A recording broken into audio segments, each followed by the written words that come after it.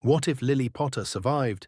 Not just what if she didn't die, but what if she walked out of Godric's Hollow alive, wand in hand, Harry in her arms, and the world had to deal with that?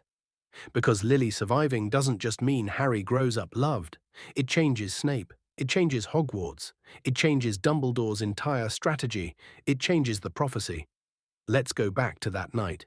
October 31st, 1981. In the original story, Lily stands in front of Harry without her wand. She doesn't run. She doesn't bargain. She chooses to die. And that choice creates the ancient protection that saves Harry. But in this version, something shifts. Maybe she reaches her wand. Maybe Voldemort hesitates. Maybe Snape arrives just a little too soon. The exact reason doesn't matter. Only the outcome. Lily survives. James still dies. And that part matters a lot. Because the Lily who survives that night doesn't break. She doesn't collapse. She hardens. This is the Lily who could cast complex charms before most students learned Expelliarmus. The Lily Slughorn bragged about. The Lily who made magic look effortless. She is 21, young, brilliant, grieving, and now raising Harry intentionally. So Harry grows up knowing magic, knowing who his parents were, and knowing exactly what Voldemort tried to do. There is no cupboard, no self-doubt shaped into his bones. He grows into someone more like Lily, warm, confident, loud when something is unfair, someone who doesn't wait for permission to protect others. And now Snape comes into this picture. And this is where the timeline really diverges. Snape begged Voldemort for Lily's life. Not James's, not Harry's, Lily. So if Lily lives, Snape's guilt doesn't turn into self-punishment. It turns into loyalty. Not romantic love, not forgiveness. Something quieter and heavier. He becomes a presence in Harry's life. Not affectionate, not friendly, but watchful.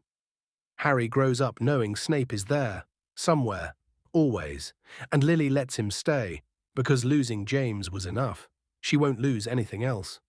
If you're enjoying this so far, do give the video a like. It really helps me keep making these and dive even deeper into Harry Potter lore. Now, Dumbledore. In the original timeline, Dumbledore shapes Harry slowly, carefully, telling him things only when he's ready. It's not manipulation, but it is control. But Lily never fully trusted Dumbledore. You can see this in her letter to Sirius, questioning decisions, questioning secrecy. So in this timeline, Harry is not Dumbledore's symbol. He is not raised to walk towards sacrifice. Harry becomes someone who chooses his path rather than falling into it. And this changes the prophecy completely, not the words, the meaning. Because in the original story, Harry is driven by destiny. Here, he is driven by Lily's will.